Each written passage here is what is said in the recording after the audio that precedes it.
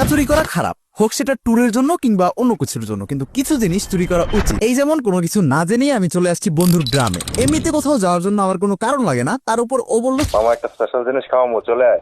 এখন আমাকে আটকায় গিয়ে ফ্রিতে খাবার তো ম্যানেজ হয়ে গেছে, এখন দরকার ফ্রি ট্রান্সপোর্ট, যেটার জন্য বাইকার বন্ধু সব সময় সেরা। আজকের গন্তব্য নরসিংদী জেলার শিবপুর উপজেলায় থাকা পুটিয়া ইউনিয়নের কামারগাঁও গ্রাম। আর এই এলাকায় কেউ মেহমান হিসেবে আসলে টাকা ওড়ায় না, স্মৃতি জমায়। যদিও এখন স্মৃতি বলতে সবাই বোঝে প্রাক্তন, কিন্তু এখানে স্মৃতি মানে এক এলাহি কাণ্ড। প্রতিবেশীর বদনাম করাই যখন দেশের প্রধান ট্রেন্ড, সেখানে কামারগাঁওয়ের ট্রেন্ড সবাই মিলে ভর্তা খাওয়া। প্রশ্ন হচ্ছে কিসের ভর্তা? উত্তর খুঁজতে শুরুতেই নজরে আসে একজন আমযোদ্ধা। কিছুক্ষণ পরেই বোঝা গেল এরা টমেটো হান্টার। স্কোয়াড ফেরত আসার সময় নিয়ে আসছে ফ্রেশ টমেটো, সাথে আরেক স্কোয়াড নিয়ে আসছে অর্গানিক কাঁচামরিচ, কাঁচা কলা, কাঁচা পেঁপে, শসা, বিলম্ব আর তেঁতুল। জিনিসটা বানানো দেখতে হেভি স্যাটিসফাইং, সাথে কাঁচামরিচ আর শুকনা মরিচের ক্রেজি একটা কম্বিনেশন। ভর্তা বানানো শেষ হওয়ার আগেই রীতিমতো কারাগারি শুরু হয়ে গেছে। টেস্ট করে বুঝলাম জিনিসটা মারাত্মক ঝাল, সাথে এই জিনিসের টেস্ট মাথা নষ্ট করার মতো।